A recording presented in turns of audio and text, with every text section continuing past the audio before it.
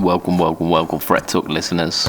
And today we are going to start off the Fret Talk podcast with an apology, unfortunately. So about 40 minutes into this podcast, my audio channel becomes a little bit sporadic and becomes it develops quite a noticeable clicking and jumping of the audio. Unfortunately, whilst we were recording, I didn't notice this, and it pretty much continues until the end of the podcast. I'm really sorry about that, but as this podcast's quite Matt driven, it shouldn't hinder the enjoyment of the podcast. So I hope you do enjoy it, despite the fact that the quality isn't quite up to the standards.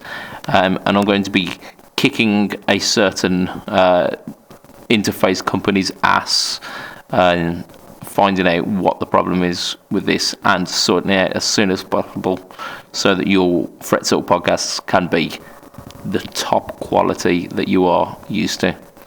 So once again, guys, hope you enjoy it.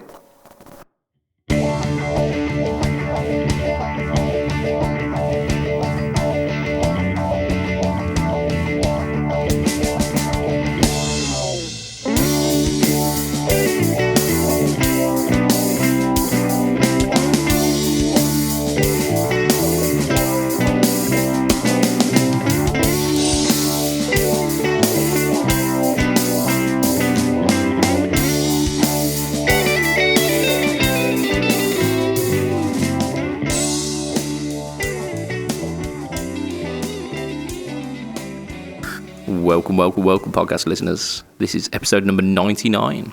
99? Do you want to flake with that? It's Fret Talk. You're here with your host, it's Mr. BudgetPedalChap, and you are also here with your friendly Mr. co-host, Mr. Matt Quine. Say hi, Matt. Hi, Matt. You right, bud? I'm good, thanks. How are you? Yeah, not too bad. So, last week, last Sunday, you were out on the slosh. I was. I did try and pop into the cast, but like the chat loaded, but the video feed didn't because I was on pub Wi-Fi, and yeah, it wasn't strong enough. Yeah, I think at one point in our podcasting career, we had Ollie try and join the podcast on pub Wi-Fi. Yeah, it doesn't go down too well. No, we quickly abandoned that idea. So between last week and this, in fact, actually between the last 2 weeks and this, you've done a shed load, haven't you? And I have, yeah. I think we'll probably do that second because we'll make a big feature of it. So I'll start this week. Yeah, I think that makes sense. Yeah. So, from kind of earliest to latest, I released some YouTube content. You did? Indeed. So this is the kind of the new look for the YouTube channel. What do you think of it? I like it. It's a bit different, but you know, considering you said that you struggle to get some I can't even think of the words to make the art move and stuff. Wibbly bits. I think. The like transitional phases and things. I mean, that's far too professional of a term. That is far too professional. Yeah. You know what I mean. Whooshy things go whoosh and wibbly things go wibble. Okay. Yeah. So I managed to figure out a way of doing that because when I first started with it, I was using very, very basic, very, very basic editing software. I think we can all guess at which software that was by just the general look of the videos. But I recently changed over to a different. In fact, I've changed over to two different programs which seem to be working rather well. But I also found a way of editing kind of transitions and graphics for the YouTube. So hopefully kind of making it look a little bit nicer. But yeah, the video this week was about that weird SG. So we did a few examples, clean example, driven example, through all of the pickup settings as well. And yeah, it sounds all right. Sounds a bit more than all right, mate. Well, yeah. So yeah, the only drawback though is after having a chat with Fletch about it, he said that these are a limited run on these P90s. So they might be the only ones that ever exist. Not a fan of making them. Yeah. So they were very labour intensive, but I don't know. As I mentioned on the last livecast, I will mention on this one. I'm sure if the demand is there, he might be convinced to sort maybe one or two pickups out. So there was that. What came out of it though? There were two people. Ben himself. This was something that I know about him, is that he suffers from colour blindness. I say suffers from it. It doesn't seem to affect him at all. But it's a condition that he's got. And one of the other viewers as well said, "Yeah, I thought that SG was a lovely brown colour." It's like, oh man, I can only imagine what it looks like with the kind of colour blindness. And it sounds like it looks better than it actually is. So I'm a little bit jealous. But they don't get to see the awesome green burst. Yeah. Avocado burst. I think one of Fletch's boys was coining it. So yeah, sounds about right. Yeah, kind of crazy looking, but hey ho. So yeah, I've been playing that. I also staying on the P90 train. I posted up some pictures on Instagram over this weekend of the crazy RG with the P90s in it. Yeah, and they're very different monsters. Those two different P90 sets. I mean, just in terms of like one actually being a P90 and the other one being like a humbucker housed P90. Yeah. But yeah, like they sound absolutely fantastic, which you'd expect from Fletcher pickups. And the last time I played the RG, I remembered kind of struggling with it because it's a really flat radius. It's a thin neck, and I weren't quite getting my fingers underneath it. I was like, oh, maybe I've got to a point where I've outgrown this one a little bit. But playing it over the weekend, nah, I'm all right. It's all good. It's all good. Yeah. But the thing that has kind of stuck in my mind is that the tremolo system does not stay in tune anymore, and that is because it's a cheaper Ibanez trem. It's the Edge 3, which I always used to see people like getting up in arms about, going, "Oh, they don't hold tune, the rubbish." And I was like, "Nah, it's fine for me." But now I think not anymore. Yeah, because I think the knife edge on it's dulled. It's not holding tune as well as it should. And I think rather than getting that like taking the whole trem system off and regrinding it, so it's a sharp point again, I think the next step is blocking it off. Yeah. It's definitely the way to go. Yeah, because as much as I feel I can get on board with the feel of the guitar, the trem system is something that I don't think I'll ever need. So yeah. You mean you don't want to do massive dive bombs in your bluesy P90 tones? Yeah, I think I'm okay. I think I've passed that now. The irony being is that I bought the RG because I wanted something that would just be in tune, something that I wouldn't need to worry about, and because with the locking system, even if you're not using the wiggly bits, it just stays in tune. And I can't. It really drew me to that idea of the guitar,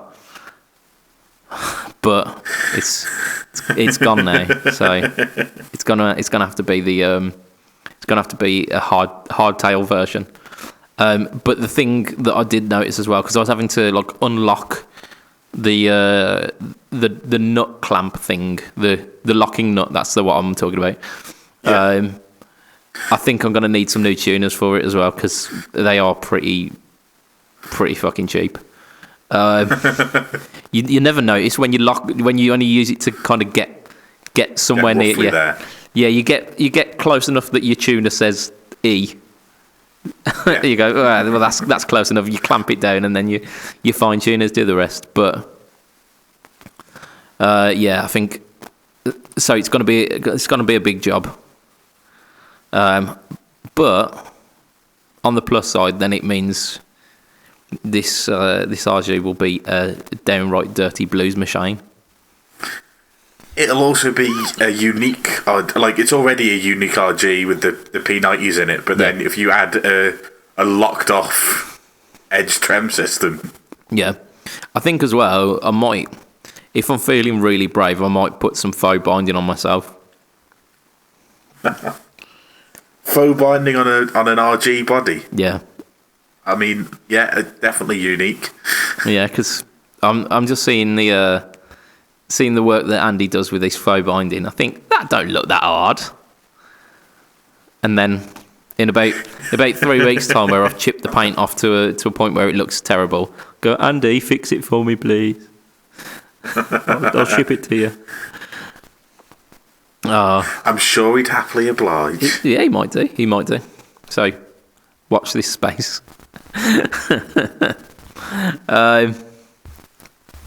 So yeah, what else have I done this week? I think that's pretty much all I've done. Although, actually, one thing that I do need to mention, because by the time that this comes out, this will be out on next Monday. So today for you lot. Time, it's terrible. It doesn't work.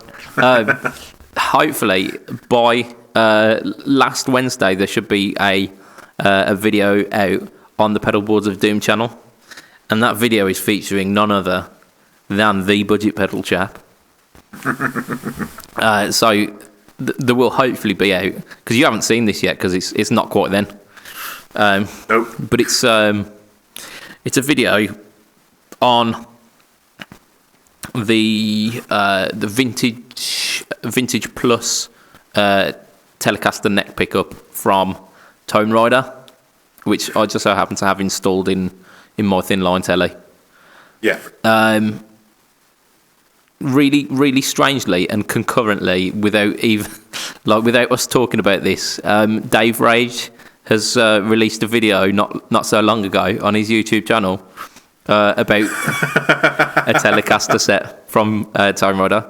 I think his is the Hot Classics though, not the Vintage Plus. But it just seemed like really we couldn't have planned it better if we tried.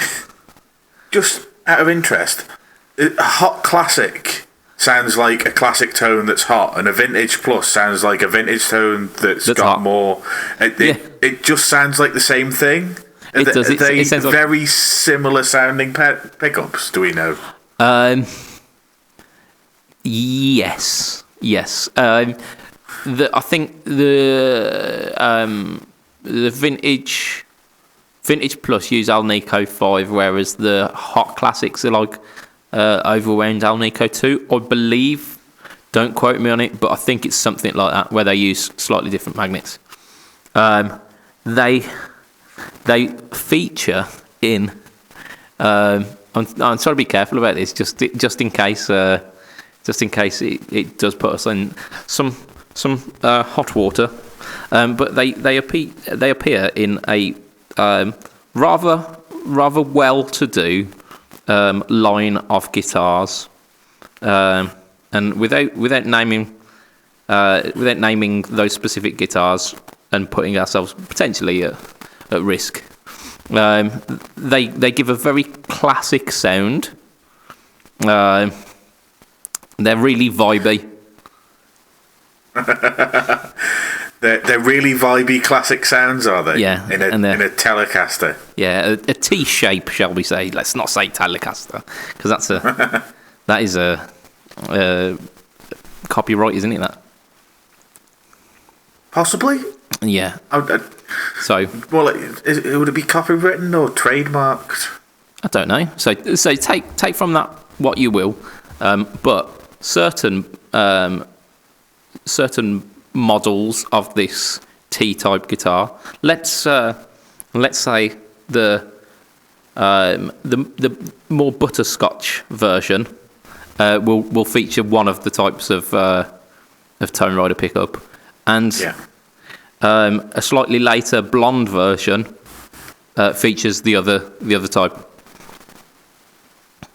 I think we managed to circumnavigate that minefield. Around the edges. Yeah, that's it. Yeah.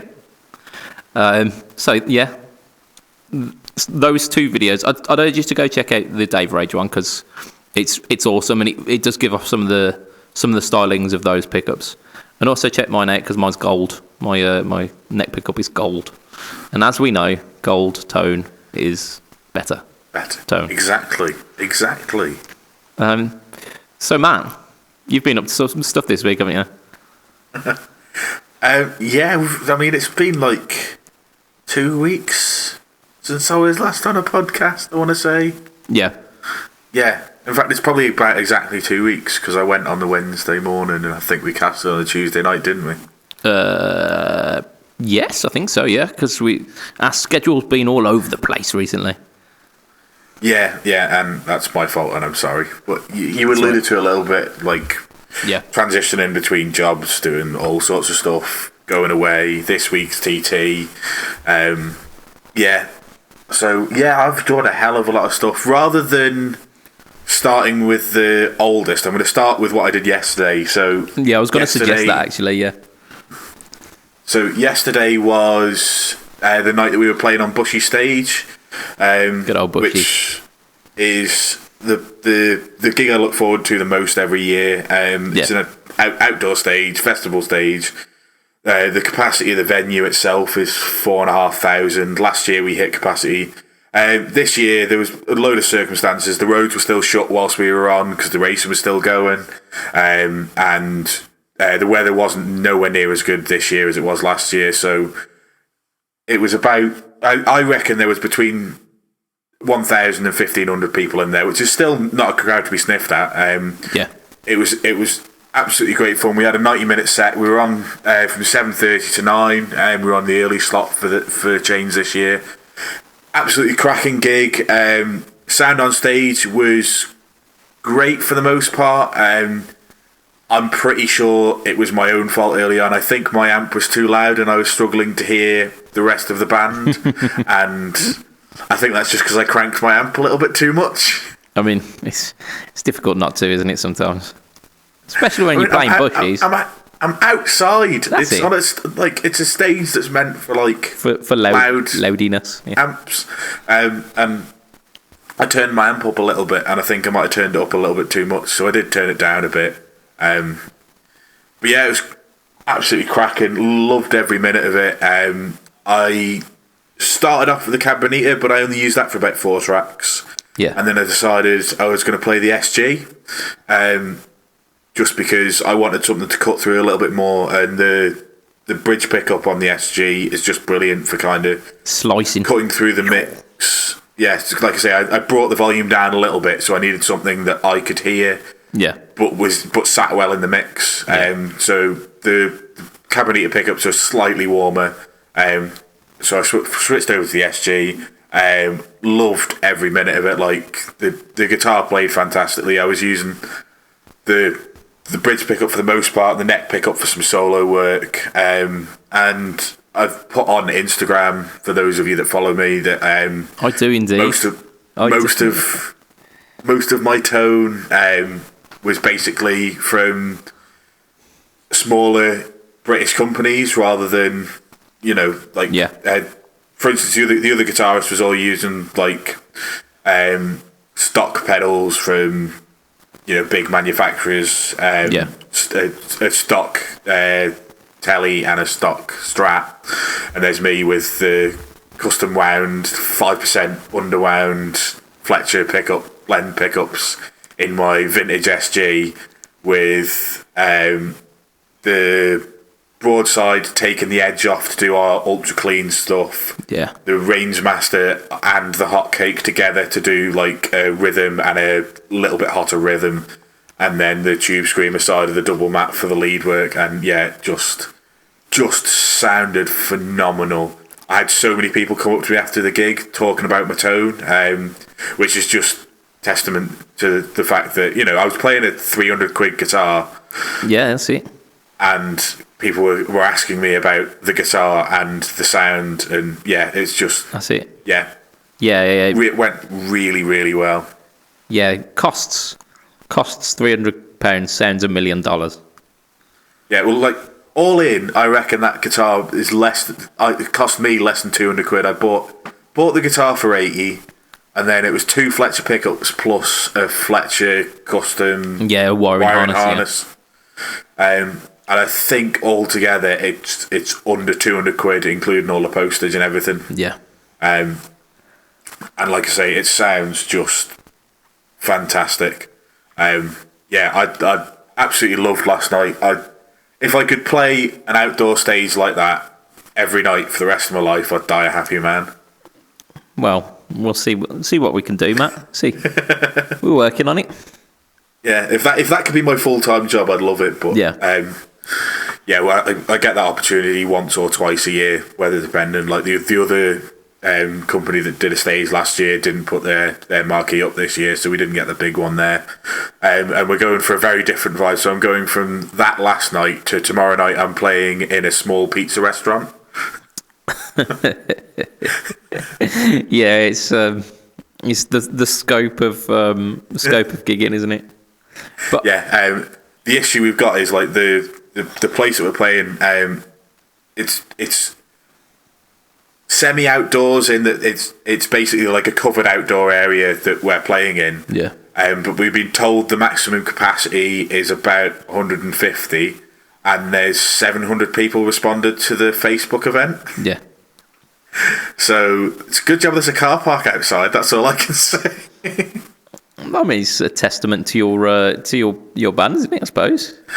Yeah. Like I say, I'm lucky to have a good reputation. There's a lot of people that were there last night that started asking us when we were when our other dates were and stuff. And funnily enough. So it's going to be.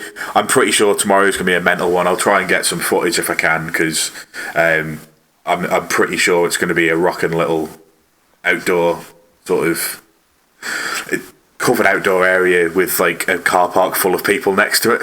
Nice. I'm actually looking forward to it. It's going to be a really tiny stage as well, but we'll blow the roof off and just have a good time. Yeah, I mean that's it, isn't it?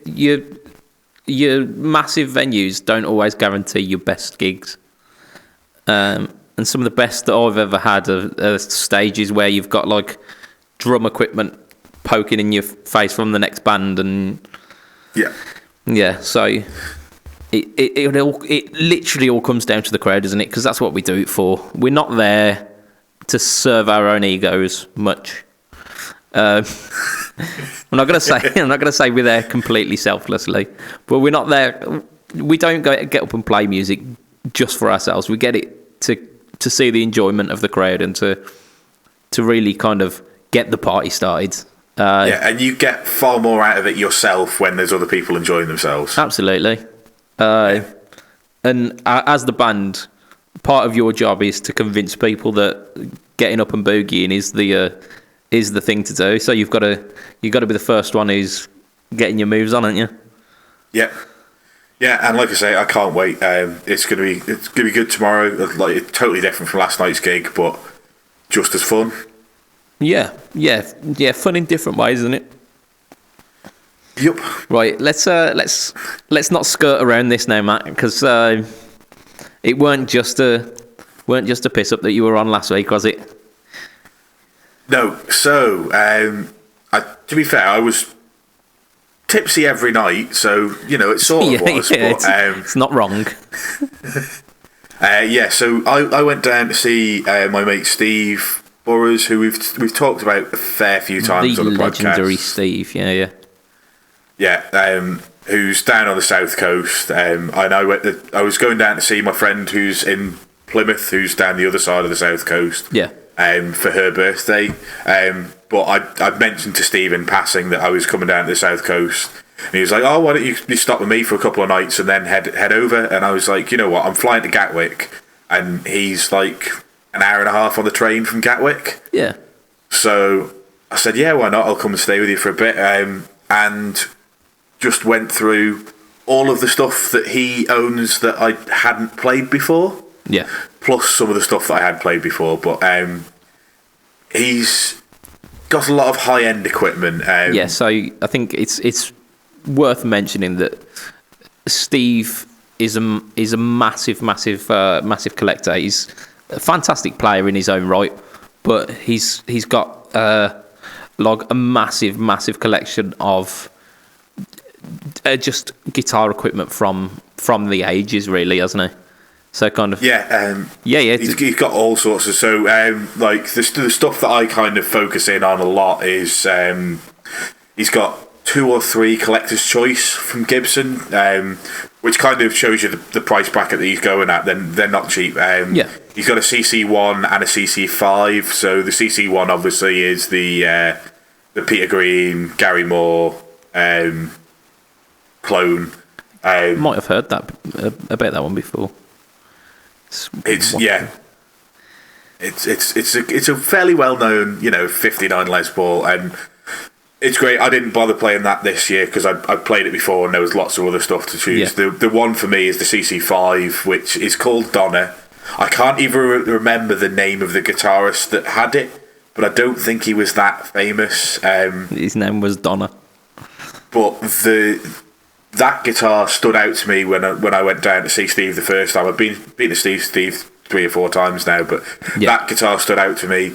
The neck profile is halfway between a 59 and a 60, so you know how the Gibsons slim the neck down between sort of like 59 and 60, and this one's just like halfway between the two, and it was just right for me.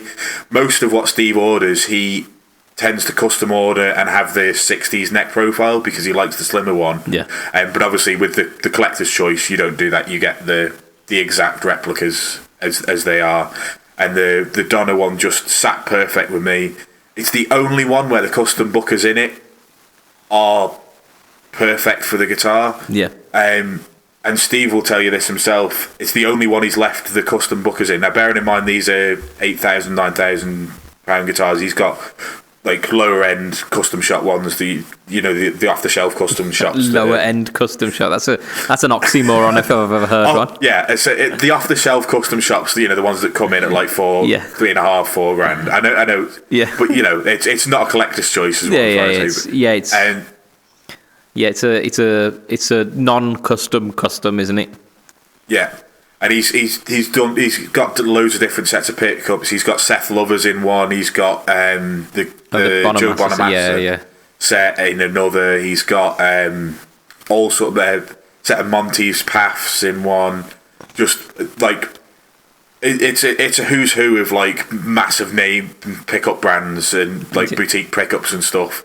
That he's swapped out the custom bookers in almost all because. And he's just bought a 60s Les Paul, a 60 reissue Les Paul custom shop that he hadn't yet swapped the humbuckers out, and he's like, I'll show you this one because this is why I swapped the pickups out. And the bridge pickup is great. The neck pickup, just considering it's a £4,000 instrument or a £3,500 instrument, it loses the clarity that it's soupy, a good neck pickup has. Soupy. Yeah, and like they're just not. I mean, not fantastic pickups. Yeah, for that kind of money, you want the clearest detail, don't you? Yeah, and for whatever reason, the pickups that they put in Donna are wound perfectly, and they do have that clarity. But most of the other ones, the custom bookers, just don't quite have that clarity with the neck pickup, which is why he chops and changes them a lot. So I played a lot on Donna just because it's flame. It's my one true guitar love. Like if I came into £30,000 next week, I would put a deposit down on a house with £20,000 of it, and the other 10,000 I'd go and find a Donna, because it's literally the perfect guitar for me, and it just sits perfectly. But yeah, so I spent a fair bit of time playing that. The other standouts from the newer stuff that I played, he had a 61 custom shop SG. SG, yeah. And that, again, absolutely fantastic. Now, me and Steve, we've both been chatting about this, haven't we? And we're in cahoots here. Because, like, I saw the photos, and I saw a little video that you posted up. And I said, that guitar really suits you. Steve tended to agree as well. He seems to think that you're an SG man.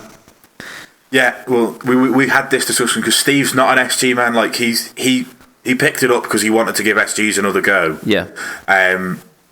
But because he's a bit shorter than I am, it just sits a little wrong on him. The headstock's just a little bit too far away. It doesn't sit in the same way that a Les Paul kind of rocks down a bit further onto your right hip. Yeah. Because it sits kind of straight in front of you. He finds that it's too much of a stretch. The end of the frets is a bit too much of a stretch.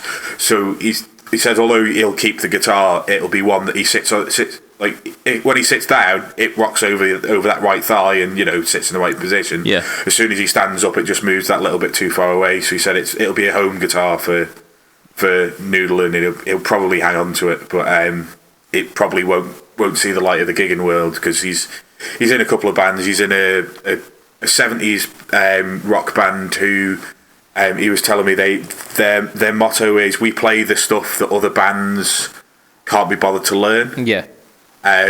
So they've got some really complicated Jethro Tull stuff, and just like ELO, Mr. Brightside, Mr. Brightside, Mr. Blue Sky,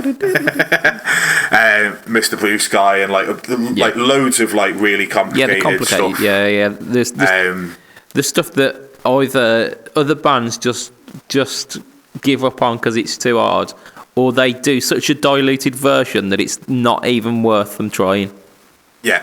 Yeah, so that's what that goes for. And then the other band that he's in at the moment is an Elton John tribute act that he's going to go and tour the UK with, and sort of so that's where he's gigging at the moment. And he's also got another band that's just like a blues rock 4-piece that does the odd pub gigs here and there. But yeah, so the SG that I was trying, fell in love with it, but way out of my price bracket. Like, it's a custom shop 61 SG. Fantastic guitar, don't get me wrong. Well, they're doing the 61 standards now, aren't they? They're coming in at about 1,200. So yeah. So there you go. And I foresee one of those in the not too distant future. Yeah. All going well. What I think might have to happen, Matt, is we might have to go in the shop together and ask if they'll do a deal on 2. I think that sounds like a plan. Doesn't it? Gotta get in so much trouble doing that. They just, like I say, that I fell in love with. The other stuff, exotic. Now, the last time I was down at Steve's, he had one exotic, which was a maple neck. Yeah. And a maple board, and it was roasted, and it was their custom oil. Like, it's not true oil; it's Exotic's own brand of oil that finishes the wood, and it's an exotic oil. Yeah, and it finishes the wood incredibly well. It doesn't feel like a sticky maple board. Yeah. But Steve's now picked up couple with rosewood boards. Okay, yeah. So Strats still, 2 HSS and an SSS, all with rosewood boards. One had skinny frets and 2 with the fatter frets, and I don't know why, but I found that I got on better with the fatter frets than the skinny frets. I don't know what it is. Yeah, I like fat frets. I don't know why, but yeah, I found the fatter frets with the HSS for me was the one for me. It's a gorgeous, just pretty sure it's like a purplish colour. Yeah. Well, it is purple, but it's like almost violet-y, kind of on the lighter end of the purple. But it's a gorgeous finished guitar, and it has a roasted maple neck, but with a rosewood board on it, which I always find I play better. I just not a massive fan of the maple. It sounds wrong when I've got a Cabronita that's my main guitar, but yeah, I know what you mean. It's the only one that I get that I get on with. Like most of the time, I'm a rosewood board man or an ebony board man. That kind of darker wood, the wood that you don't finish. Yeah, I think, like, in terms of preference, I'm very much the same. I'll take a rosewood if I have the choice, but it's not a case where if a guitar comes up and it's got a maple board and I'm loving it, it's not a case where I go, oh well, I can't have that. Just some guitars resonate with you, don't they? Yeah, and that's it. But like I say, the exotics, and I played a couple of Surs again because Steve's got a couple of Surs. He's got custom shop and even master built Fenders as well. All of which I tried again this weekend, and just out of all of them, I would pick an exotic. So if I walked into a shop and played or had the option between a Sur, a custom shop, or an exotic Strat, I'd go for the exotic. Yeah. The way the guitar is made and the feel of those guitars just pips the Surs or the custom shops for me.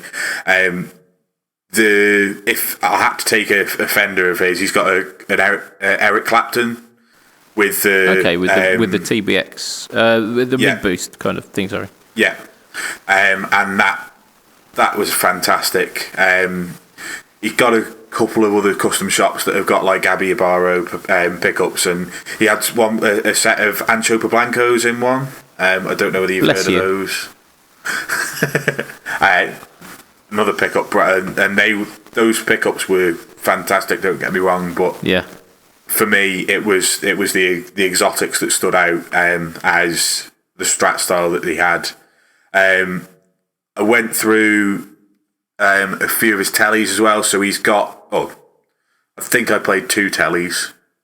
So he's got a Teos turquoise double bound telly with the Billy Gibbons in it, and that was tuned to F, which I've never done before.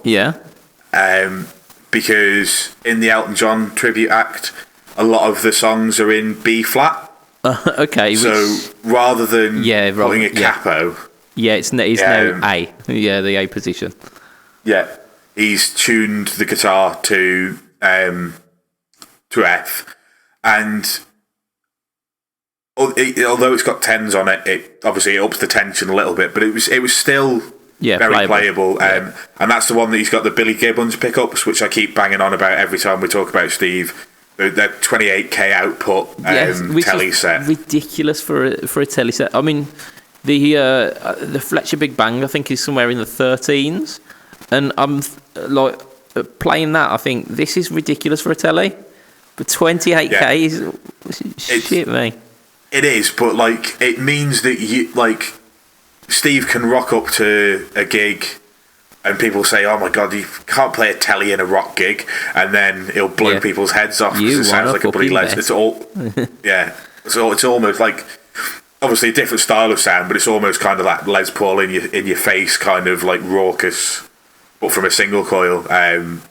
And he said, like, in the past he's done that where blues bands have asked him to come in. He was depping for a band, and they said, make sure you don't bring a PRS. We don't have those kind of people play for us. And he was... Now, Steve's got rid of all but one of us. I think he's still got his SE, which is like a 500 quid guitar. Okay, he's kept that one, but he's got rid of all of his high-end PRSs because he just doesn't get on with them. Yeah. But he was like, right, these guys clearly want somebody to bring a Gibson, so I'm going to bring a Fender Telecaster. And they turned their nose up at him when he was setting up, and he had the Friedman and this Teos Telly, and when he plugged it in, they changed their tunes straight away. Yeah. But I think it's so arrogant of a band to go, oh yeah, don't bring this or don't bring that. Like, fuck you, I'll play whatever I want as long as I sound. You're asking me to dep for you. Yeah. As long as I sound fine, I'll play what the fuck I want. Thank you. Yeah. That telly is also awesome. I played that one a couple of times. What I hadn't played, or I had played but with different pickups in it, is he got a rosewood neck telly, and I can't remember what he said. I think it's a mahogany body, which is odd for a Telecaster. Yeah. And a solid rosewood neck, and he had whatever pickups in it last time. I think he said they were custom shop pickups. I can't remember. He's got a new set of pickups in them, and he wasn't sure about it. And I just asked about the guitar just offhand. I was like, "Oh, have you still got the rosewood neck telly?" He's like, "Yeah, I'll go upstairs and get it for you. I've got some new pickups in it, but I wasn't kind of getting on with it." And I then played the guitar. I really like the sound of it. They're not quite vintage telly. They're a little bit hotter than a vintage telly, but they're a lot colder than a 28k output Billy Gibbons set. You know, yeah, it's not. They're not quite a Billy Gibbons. Probably like 8 or 9 as opposed to your 7 that you normally get from a vintage kind of Telecaster. Okay. Yeah. I would guess, I don't know, I'm just picking numbers out of the sky to be perfectly honest with you. Yeah, I mean, kind of 8k for a single coil is usually on the kind of modern side. It's usually quite hot. You can get them as low as like 5 or 6k for single coils. Probably on the upper end of the vintage. Yeah. Lower end of the modern anyway, like that kind of output. Really classic sounding, just with a little bit more.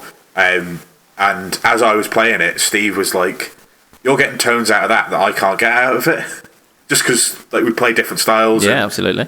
And he's like, he's going to have another fiddle around with that guitar because he said that sort of, yeah, I was getting all sorts of sounds that he kind of had missed. And then the last sort of guitars I'll talk about, I'd never played. So although they've been out the times that I've been down at Steve's, I just never got around to playing them. Steve's got 2 Flying V's, and I'd never played a Flying V until week before last, and I now want a Flying V. Well, I mean, I can't say that I'm a trailblazer outright here, but I mean, what were the last 2 instruments that I got, Matt? Is that an SG and a Flying V? Yes, yeah. Yeah. I dare say that I'm setting the trend here. And Steve's are just, well, I say just, they're standard. Just standard. For Steve, they're low end instruments. They're USA normal spec. One of them he said was a 90s one that he picked up for 750 quid new when that's what the price was, and another one was early 2000s, and I think he said that was 11 or 1200 quid. You know, they were the standard Flying V's off the thing. One of them had a really hot set of pickups that Steve's going to take out and replace with a set of Fletcher pickups after discussing with me and you. We got to him. We did it. Yeah, and I believe the pickups out of that Flying V are going to Chris Wilson of podcast fame. I can't remember. I think they're a hot Seymour Duncan set. Okay. But they were very hot for Steve. Like, he's more of a path and that kind of stuff. But yeah, don't get me wrong, they were great pickups, but they just don't fit in with the rest of what Steve has. So I was quite surprised. But he said like he's been in sort of heavier style bands in the past where he needed a hot set, so he put them in a flying V, because you put them in a flying V. And the other one, he had a more vintage sounding paths. I don't even know whether they might have been the stock Gibson pickups. I don't know, but sounded great. Just I spent about 45 minutes playing flying Vs just because they're just. So it's different from a Les Paul. It's different from an FG. It's just. It is, yeah. It inspires you to play differently, doesn't it? I can't tell you what it is, but yeah, absolutely loved it. Yeah, they're a bit of a strange monster.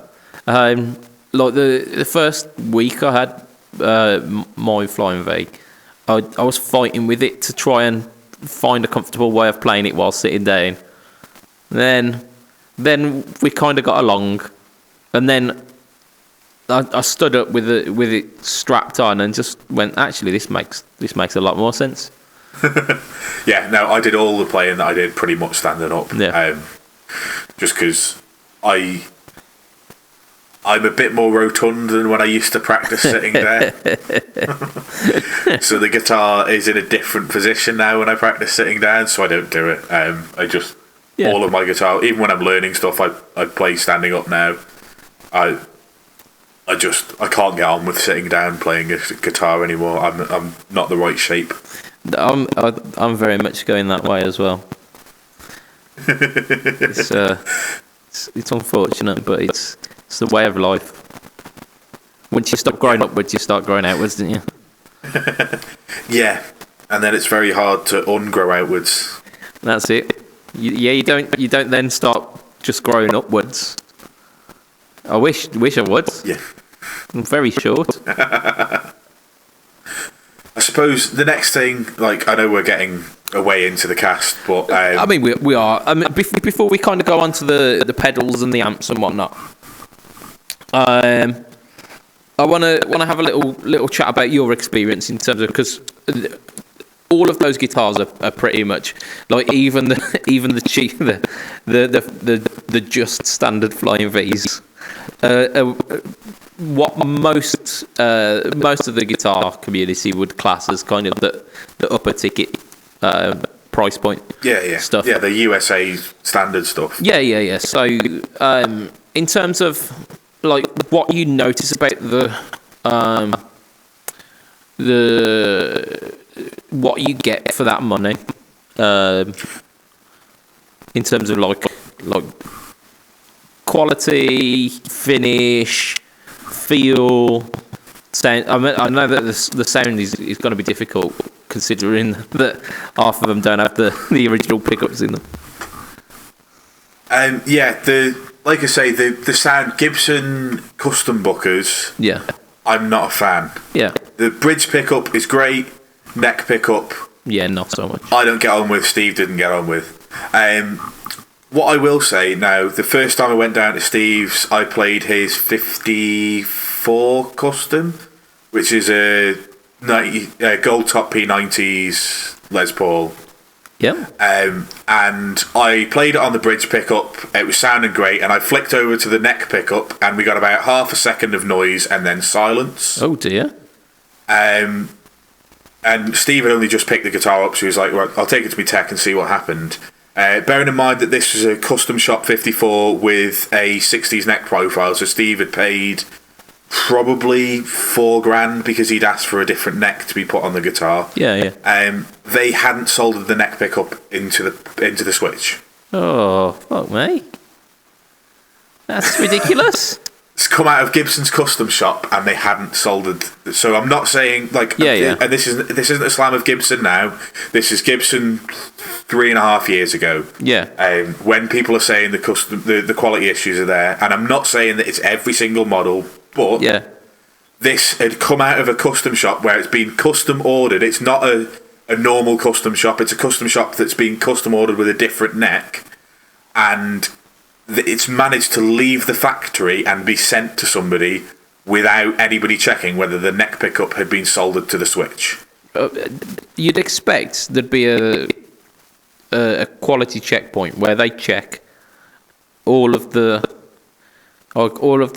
switch positions, all of the knobs, Yeah. check, like, And give it the old wiggle test on the jack as well. And I'm pretty sure that's what the new guy at Gibson came out and said, didn't he? He was like, we're reducing the amount of things and we're having a quality section here, here, and here. Yeah. I'm pretty sure. So, I assume they've fixed this issue, but I'm not, just because these are high-end guitars, it doesn't mean the quality is always there. Yeah. Now, obviously, the thing I noticed the most is the Les Pauls are really light, even though they're not weight relieved. Yeah.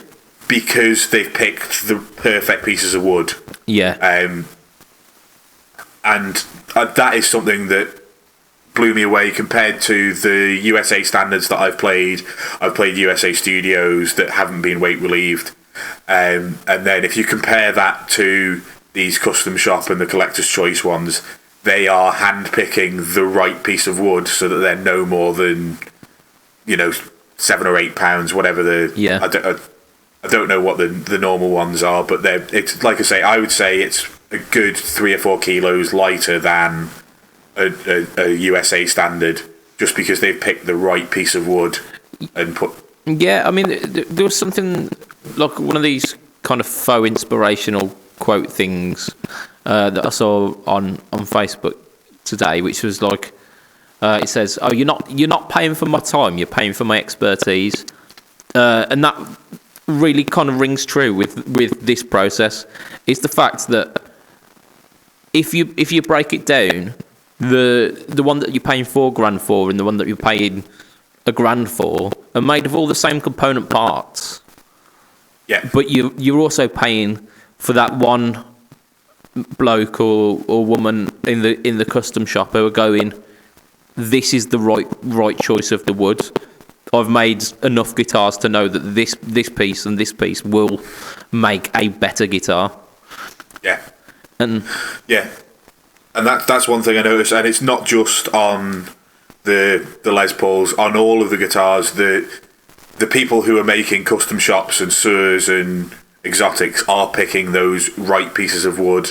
Yeah, they are for either the grain to look right or for the body weight to be the right weight, not too heavy, not like you get even with USA Strats the differences in weight, whereas by the time you're looking at these exotics and Surs and the custom shops, they're all very similar weights. They're all very similar. They all hang very similarly because everything's kind of the same sort of weight. That's one thing that kind of stood out to me, and the finish on everything, and even the Gibsons. Like I've criticised the one. Now, bearing in mind, there's one of like 9 Gibsons. I've criticised the one that had an issue. The rest of them, the finishes were absolutely flawless. There's no like paint runs, no like where like some of the guitars you see have got like lumps of paint on like where the fretboard meets the body and stuff, and there's none of that, and there's no like. Now Steve's had every guitar professionally set up, but you expect to get that with any guitar. You need to have a guitar set up. It's not going to fly from the United States to England without the temperature changing enough that the guitar needs another setup. Yeah, it's exactly that, isn't it? It's if you're buying something of that price, you need to expect that you're going to put a little bit more cash to make sure that it's set to your specifications. Because even if the setup hasn't changed from Gibson, it's set in the kind of generic way that it'll play well enough. But the idiosyncrasies of every player. I mean, I know my own specific play, and I'm very, very fussy about how a guitar's set up. I'm, and you're not going to like understand this, but I've got a very weird setup on my Cabronita. So the top 2 strings, the bottom 2 strings in the E and the A, I have about 2 mil further off the fretboard. Probably not 2 mil, but I have them further off the fretboard than the other 4. Okay, yeah. And it's just always been the way I play that if I don't raise those strings, they buzz too much. Yeah. But if I raise all of the strings, it plays like too much hard work. Yeah. And I found that like just the right kind of thing is the top 2 strings are a little bit higher up. It just means that when I'm hitting heavy power chords in some of the songs we're doing. Don't get any string rattle. Don't get any of that nonsense. But it still retains the ability to do solo work. Yeah. So yeah, like you say, everybody has their own setup, and that's one I've done myself because I've decided that's the way I want the guitar. Yeah, you want it as playable as possible, but you don't want it so low that it's compromising the notes on the lower string. And because lower strings, they vibrate, their vibration is a lot. It's got a longer pitch on it, so yeah. You will get, like, the further up you get, the thinner the vibration is. Thinner? Yeah. It's kind of tighter, I think. Yeah. So yeah. Yeah. In terms of like finish on and like I say, everything. No fret edges on anything at all. Like, obviously, I've got Mexican and then lower end guitars that you expect a little bit of fretted. There's nothing on any of Steve's guitars. The finish on them is perfect. The playability is there. There's no like raised bits on frets or anything. Whether they are 3 times as good as a USA standard. Yeah, I mean, I don't think that's the point. I used to think like that. If you're paying twice the price, it needs to be twice the guitar, and I don't think that's ever been the point of it. No. Like I say, it's the expertise that you're getting. So it's these choices of the finest quality pieces of wood. You get the first pick on those pieces of wood, whereas the other ones are to a lesser degree. And they go down the pecking order to where you'll be talking like like a faded tribute or something, like a Les Paul faded tribute is gonna get the least desirable piece of wood. Yeah, and that's it. And like, I'm not saying that like the extra money isn't worth it, but it's whether you can live with the slight inconvenience of the Les Paul being 1.5 kilos heavier than a custom shop, and the pickups not being the custom shop pickups, they're being standard US pickups, and that's the kind of thing you're looking at. And and I've not tried any of the current Gibsons, but I tried the 2018 Gibson Standard, and it played very similar to a custom shop that was on the wall next to it that was 1,500 quid more money, but it was heavier, and the pickups were USA pickups as opposed to custom shop pickups. Yeah, and that's the kind of things. But in terms of that one was a good one. There were no finish issues with that one. There was no. Yeah. But that's the way Pete's does them. So like, if they have any issues with guitars, they don't put them on the shelves. They send them back to Gibson. Yeah. They're not worried about it. Whereas some places may try and sort of sell on the lower ones. But and to be fair, I spoke to Steve. He was there when the 2019s came in. He was at Peach when they'd been shipped into the shop. Yeah. And he said they took 40 out of the box and all 40 went on the shelves because there wasn't a single issue with any one of them. That's a testament, that is, isn't it, though? Yeah. So that's just showing you that people are saying that Gibson quality issues were there in the past. Well, it looks like for the time being they've whatever this new CEO's come in and done is working. Yeah, JC, isn't it? Yeah. Can't remember his actual name, but I remember his JC. I can't remember either. So if you could have one guitar from that collection that you that had to kind of take the place of your Cabronito, had to be your everyday, your go-to guitar, what do you think that guitar would be? As much as I love Donna, yeah, I'd have to say an exotic HSS because it's more versatile. If I had to sell all of my gear and only buy one guitar, Yeah. I would go for an exotic with a HSS configuration with the fatter frets and with a rosewood board. And those guitars I don't know what exotic pickups are. Steve hasn't changed them out, so whether they're in-house ones or whether they're bought in from somewhere, I'm not sure. Yeah. But whatever they are incredible, smooth sound. Like the neck pickup is that classic Strat neck pickup sound straight away. No tweaking, no touching the tone control, no nothing. Just straight away it was there, and then you could use the tone control if you so wish, but you don't need to. You'll find out that they're Tex-Mex pickups now. They're definitely not Tex-Mex pickups. I love them. I think they are so archetypal Strat. I need to get you on my Squire Strat, mate. You need to see how awesome that thing sounds. Right, we're coming up to the hour, but we've still got shed loads to talk about in terms of like the amps and the pedals that you went through, because you played some interesting amps as well, didn't you? You had to play about with some rather high end amps as well. Yeah, so there's only 3 to talk about, so a lot less than the thing. So I'll start with the Magnatone, which is a brand that I've not heard of outside of Steve having one. Yeah. And it's not a brand I know well. It's an amp that doesn't particularly do clean. Yeah. Its cleaner sounds is edge of breakup. And the way Steve described it is it's modelled after a brown face Fender. Okay, yeah. Not allowed to do that these days, are you? Brown face. I mean, at least it's not blackface. Oh dear. Yeah. So it's modelled after a brown face Fender, but without the cleans, so it breaks up very early. Really early break. It's a 210 stereo amp.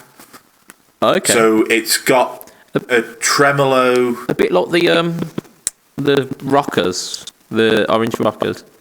Yeah, exactly like that. Yeah, and it's got so it's got a tremolo. Yeah. And the guitar has a not volume pedal. What's the not a wah and a volume? What's the other one? Huh? With the treadle. Yeah, with a treadle. But it's not a wah. It's not a wah or a volume. No, but when you control like the speed of tremolo or like an expression pedal. Yeah, just got an expression in on the back for the control and the speed and depth of the tremolo. That's a very interesting concept there. It is, but you can get some great weird sounds from it. And obviously the tremolo has got 2 settings where it'll do both speakers loud and quiet at the same time. Yeah. Or it pans it. Go between so you get kind of like a dip in the middle and then it goes to there. And so it kind of sways between, like a throbby kind of thing. I said throbby on the last cast and Lee lost his shit. I'm glad you're more mature, Matt. I'm pretty sure you've just been talking about something else as well and then went straight into throbbing. Throbby, yeah. But the Magnatone had that. It's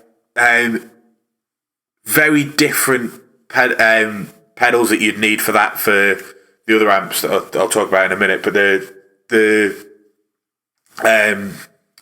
Magnatone, I can't even remember. There was a 2-sided drive pedal that he had on his board for that, and it was perfect. And I can't remember for the life of me which one it was. A 2-sided drive. Yeah, so it had a crunch and a lead.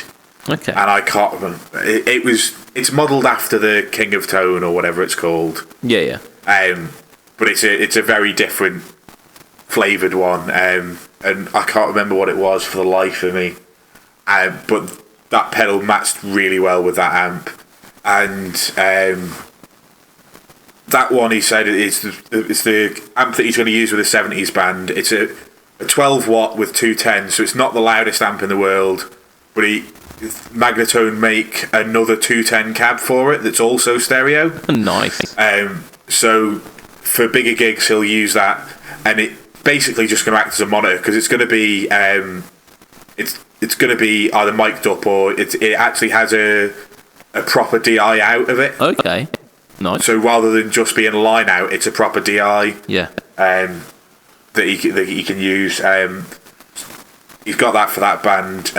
I didn't try anything other than the tremolo and a bit of chorus in that amp, but because it's a very broken up amp, it doesn't take anything in the front really that well. It kind of needs things to go in the effects loop. The back end, Matt. In the back end. Let's not show away. You're gonna plug it in. Yeah. Shove it in the back. It likes being slammed in the back end. Yeah, it needs stuff to go through the effects loop, and neither of us were in the mood for setting up all that sort of stuff. The Magnatone, very good, but limited in terms of versatility. Exactly that. And like if you're in a band where you don't need a sparkling clean sound, then it would be fine. But if you need a really clean sound, you'd struggle to get it out of that at any sort of decent volume. Yeah, it does one thing and it does it well. Yeah. The other two things I tried were the 2-rock combo and a 2-rock head and cab. And I want to say it's called a 2-rock something 35, Studio 35. I'll go for that because I'm gonna Google it. I have purposefully not even looked at the 2-rock stuff because I know how expensive they are, and I know that John Mayer is someone who prefers them, and knowing that, I can't afford them, and I never will. So it is a massive waste of my time even considering looking at them. Yeah, so I got it almost right. It's the 2-rock Studio Signature 35 combo. That was clever. And this 2-rock Studio Signature head. The combo only has one setting, which is 2-rock mode. And the combo blew me away. I think it's a 110, not a 1... No, it is a 112. Yeah. It was it's the Magnatone that was suited. The 112... normal size for a 112 sort of chassis. It's not an oversize, like a lot of companies do. And that we used on the first day, and that sounded incredible. It's just, I don't like without like you hearing it. It's impossible to tell you, but you think Fenders are clean until you hear a 2-rock. Yeah, and the 2-rock has all of the frequencies that a Fender is missing, and the head version of the 35 has a couple of modes in it. So the head version of the 35 has Fender, I can't remember, twin, I think, Fender twin mode, normal 2-rock mode, and then a Matt somebody mode who's apparently some session musician who plays 2-rocks and has one that's modded, and like the head, like you can flick between the 3 settings. Yeah. And Steve said the easiest way to like show you, because obviously I'm like I know what a Fender clean sound is, but like trying to match that to a Fender like the 2-rock there and then is almost impossible. He's like, well, the head's got the thing, so we'll get the head out tomorrow. And I played through the head and cab, which was even better than the combo, but the combo itself was just.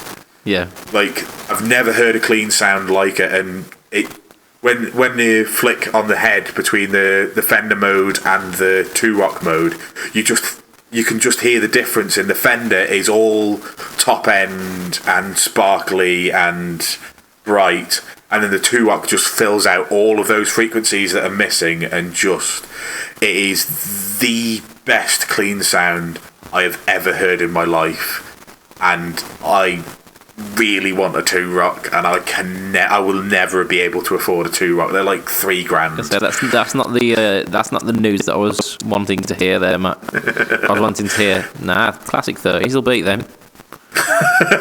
Yeah, no, it's like I say, like Steve's got one of the Fender Twin reissues that the custom shop did that were like $3,000, and that's got a clean sound in it to die for. But the Two Rock is on just a completely different level, and like I say, the head where it's got this switch between the Fender sound, the normal Two Rock sound, and then like a modded one that's for a bit hotter sound. Both of us agreed that out of the three, the normal Two Rock mode was where it was at. It's also got a pickup impedance or pickup loading switch on the back, which goes from 1 to 5, and you can match impedance of pickups and stuff. And neither of us could quite tell what it did until we were able to switch it while somebody else was playing, and you can just hear the different frequencies that it's cutting in and out. Yeah. And Steve had been using it on 1 because. Yeah. Like when you're just playing a chord and then clicking it and then playing another chord and then clicking it and then playing another chord, it's very difficult to hear. Whereas if you can just mess around with it while somebody else is playing, you can hear exactly what it did. And we both agreed that actually, out of the 5 modes, mode 5 was the best, not mode 1. Oh, so he was like 4 away from tone. And like, don't get me wrong, it sounds great on 1, but just. It adds in those just little extra bits on 5, and just made it transformed an already brilliant sound. It just like, for me, tonal nirvana. It was just absolutely the clean tones, neck pickup on the exotic with that was where it was at for a lot of the time. I was using that sometimes, a bit of reverb, bit of chorus, a bit of delay every now and again, just a little bit of phase every now and again. Just that clean tone was absolutely to die for.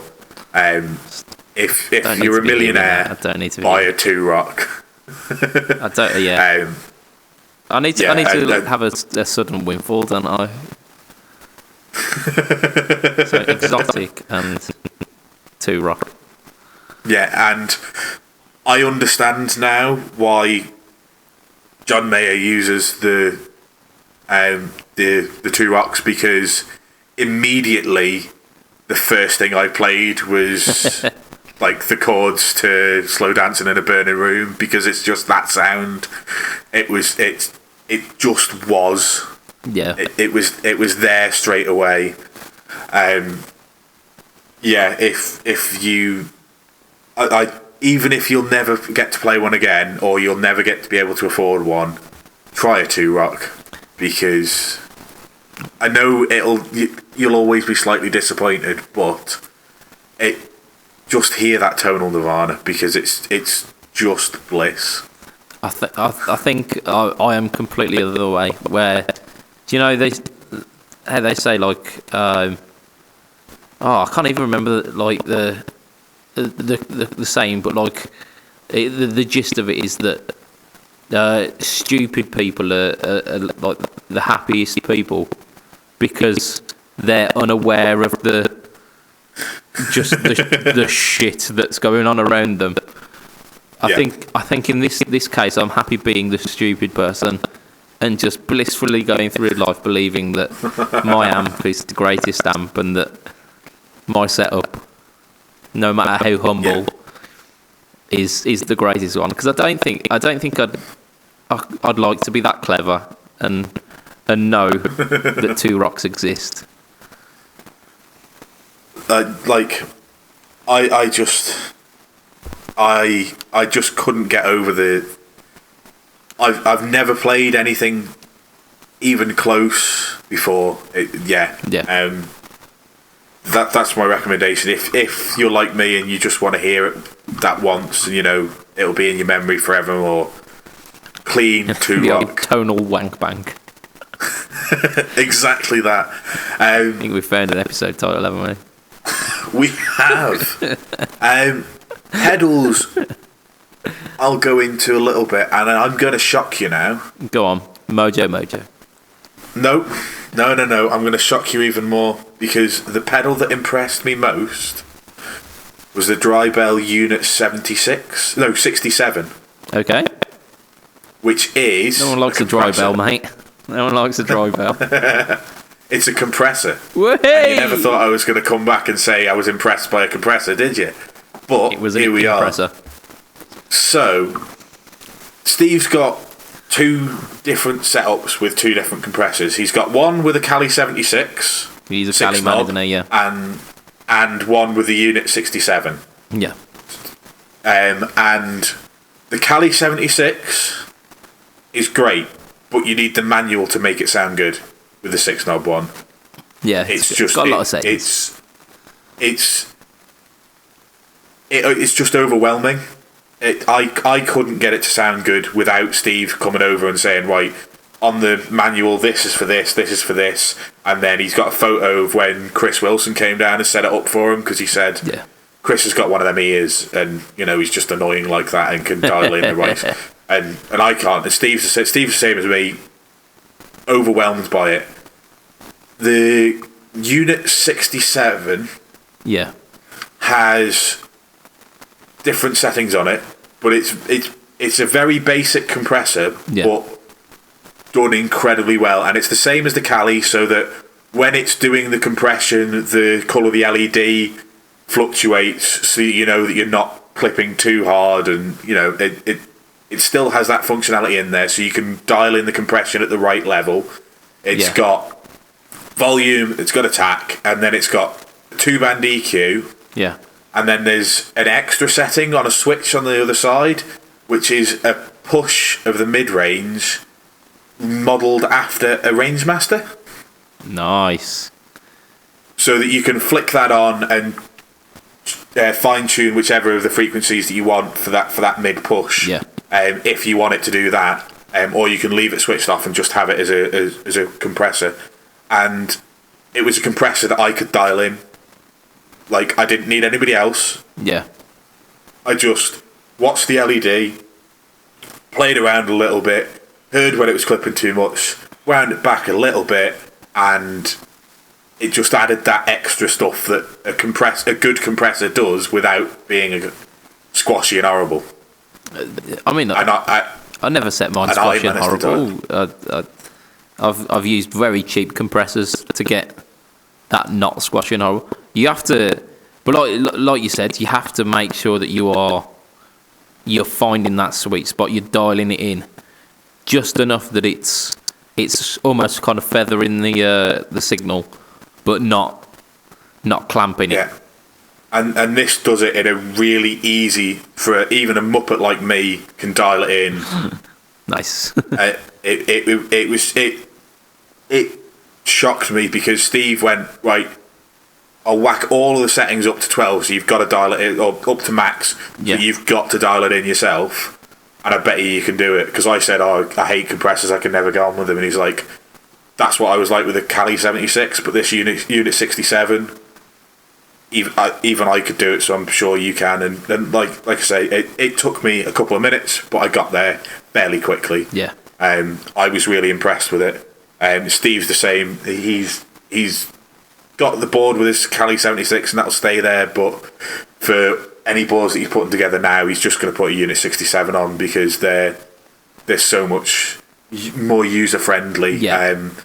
The Origin is a very studio-like tool. You need to know what you're doing with it. Yeah, I mean, it's based on the 1176, isn't it? So you have all of that manipulation over the compressor. It is literally a studio compressor. But in that sense, if you don't know what the attack does, if you don't know what the ratio does, then you're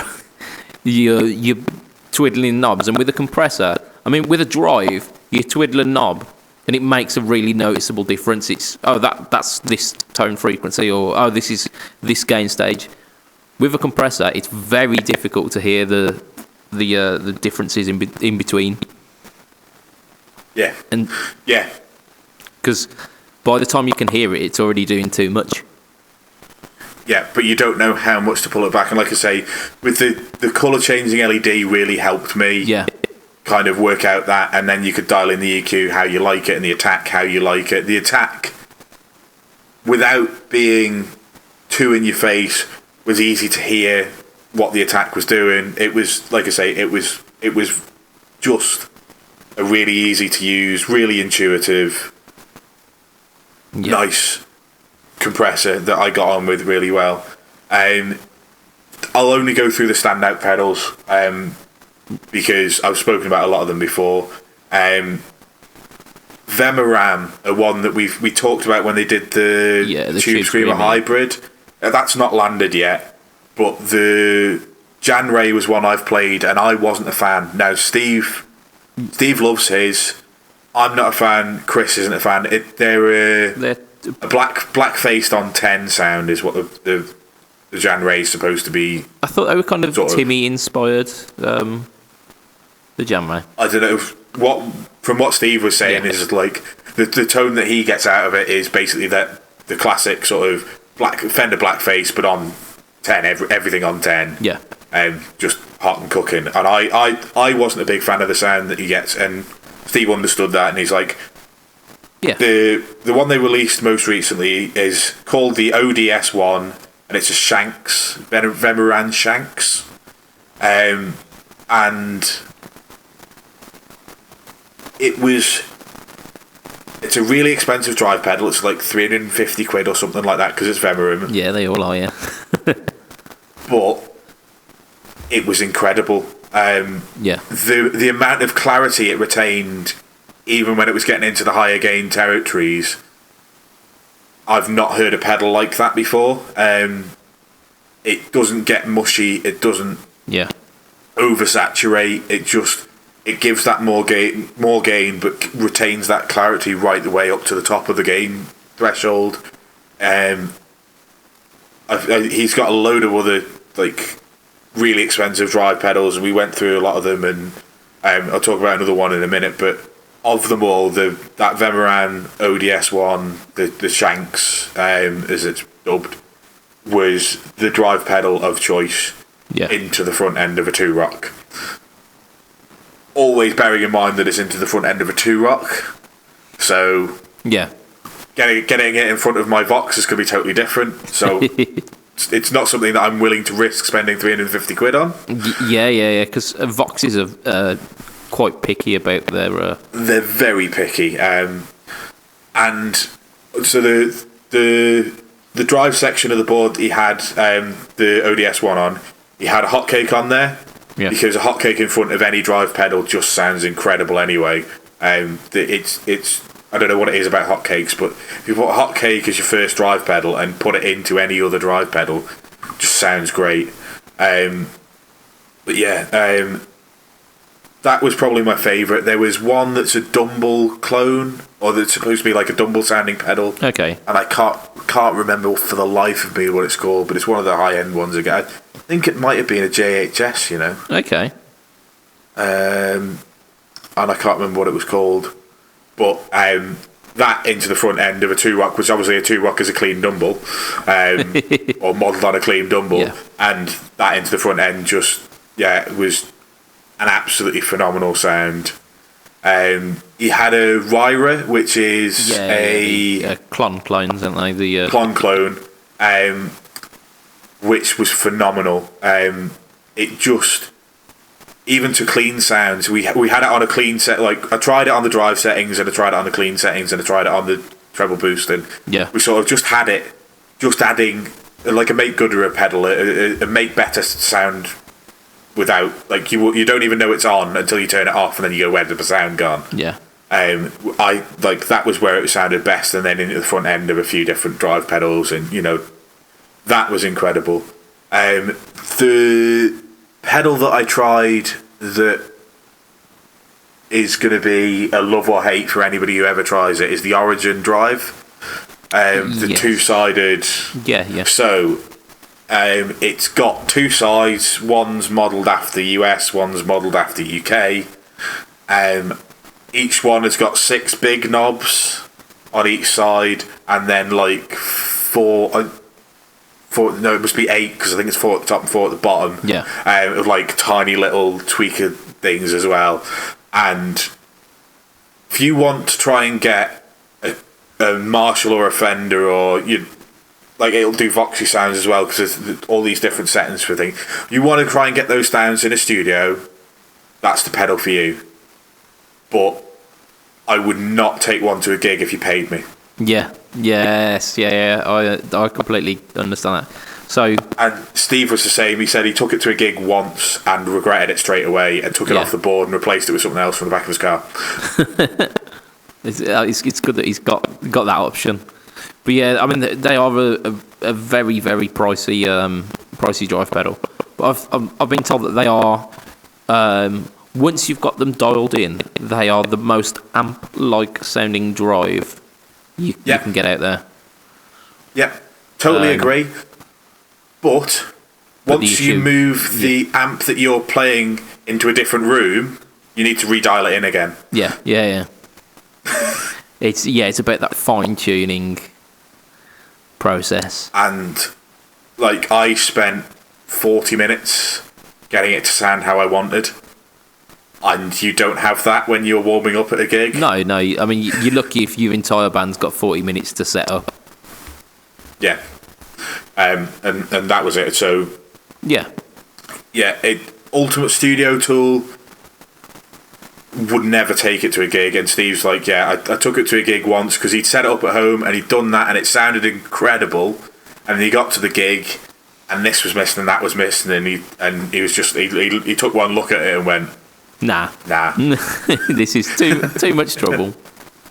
Yeah, it's too much trouble. So yeah, really, really good pedal, just not designed. It's a studio tool. Yeah, I mean, it's almost Origin's kind of MO, that is, isn't it? That they are studio quality effects. Yeah. So I suppose that's about sort of the highlight of all of the pedals. The one non-drive pedal I'll talk about, Echoplex delay. Yes. Yeah. And Steve had a tap tempo button on it as well. Yeah. So it's a normal, MXR style sort of size pedal, and the delay sounds you got out of that were fantastic.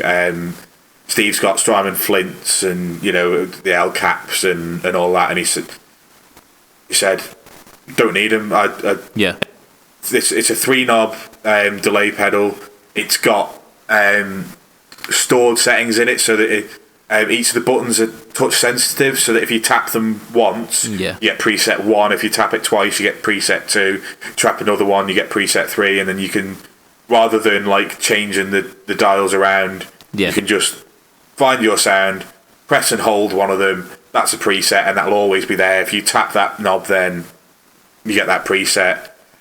Or you can turn the pedal on and use tap tempo, and the functionality is just brilliant. Because they are deceptively simple on the face. Yeah, like I say, it's a 3-knob delay pedal, but because of the way that the tap sensitive on the knobs, each one of the knobs can do 2 or 3 different things as well. So there's loads of different things parameters you can tweak, but they can be as simple as you like them to be, and they work really well. Sure, there's an innuendo about knobs being tap sensitive. But I think I've lost the will for innuendo today. I think we've this is a marathon of a cast. This is, and I think that's probably where we're gonna end it for today, because we're almost an hour and a half. So happy 99. Before we get onto our sign off, we mentioned in the last cast. We're going to mention for the duration of this competition that we are doing a little competition giveaway. In fact, it's in conjunction with Pedal Boards of Doom and Origin Effects, but it's worth a mention. So hop over to Pedal Boards of Doom and you'll be able to find out how you can win yourself one of the Cali 76 compact, so the 3-knob version, the slightly easier to dial in version. I mean, we mentioned it on last cast, and there's some stuff on on Pedalboards of Doom and whatnot. So yeah, just go check those out. If you want to catch me online, it's facebook.com, instagram.com, youtube.com/BudgetPedalChap, which we are doing weekly stuff and things. This week will be something very interesting. So check that out. Matt, you are on pretty much everything. You're on Twitch, you're on Instagram, you're on other things as here Twitter as heel_MattQ. Yeah. The band is Switch IOM. Yeah, that's about it. Gonna ruin your outro now, but it's June. It is. What do we need to do? As it's June, it's no longer May. Oh, I haven't learned thingy yet. I haven't learned the You shook me all night long. That's it, yeah. Well, after this cast, I'm going to upload a video that I recorded about 5 minutes before we started the call, which is my go at You Shook Me All Night Long. Fair play. I mean, I've had a little go at it, but I'm not quite there yet. Yeah, I've got the first, 60% down, and then I do my own shit. That was not the point in this. I know it's not, but we've decided to drop it from the set. So the amount of fucks that you give about it are diminishing by the day. I was at 60% when they said, "Oh, actually, it's going to push the singer's vocals a bit hard, so it'll either be one that we have as a backup for an encore, but it probably won't get played that often." So that's where I tailed off because I've got other stuff to learn. Okay, so we've got to come up with a song, haven't we? And if you haven't got one, there's a fairly complicated solo that I'm in the middle of learning at the moment. Go on. And it's from a band that we've already featured. Go on. Thin Lizzy, Whiskey in the Jar. Yeah, I'll happily take that one because I know most of it, but I know the first phrase, and that's it. And then from there you make it up. Yeah. No, I'm going to be trying to go for it. Yeah. So I know most of that one, so that shouldn't. But it's the end bit, the bit that I do make up, which sounds vaguely similar. I'm going to get absolutely note for note because Eric Bell is an absolute blooming genius. Yeah. Well, don't forget, there's the solo as the intro as well as the solo. Yeah, no, that one. That's the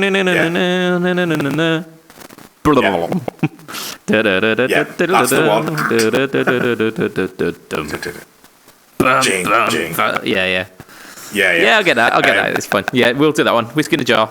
The Thin Lizzy version, not the train wreck that is the Metallica version. I mean, it's not a train wreck, but yeah, no, not the Metallica version. Or the Pogues. I mean, they've got the traditional Irish version, which is about 8 minutes long. There's also the Dropkick Murphys do a punk rock version. Okay, yeah, so we're talking Thin Lizzy. Yeah, we're talking Thin Lizzy proper. And unfortunately for this one, it's early Thin Lizzy, so it's in standard tuning, so it's slightly easier to play. Yep. Yeah, so that'll be us for this week. Thank you for making it this far. And like I say, if you haven't already, go into our Facebook group, make sure you're part of that. Go into the Pedalboards of Doom Facebook group, make sure you're part of that. And just go check out our stuff because it's pretty cool. And the more that you check out our stuff, the more that you support us, the more cool things that we can bring you. So, yeah. From myself, Mr. Budget Pedal Chap. From Mr. Matt Quine. Say bye, Matt. Bye, Matt. It will be a goodbye and tatty bye for this week. Ta-ra a bit. Oh, yes.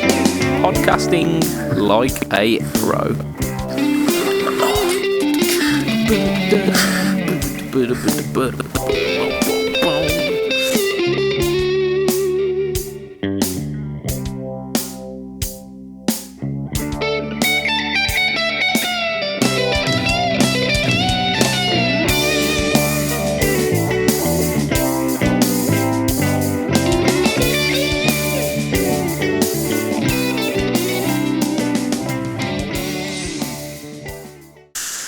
Oh, I need a I piss. spoke for quite a long then, didn't I? Yes, yeah, but it's okay. It's fine. It's all right. At least it was all about guitar-related stuff.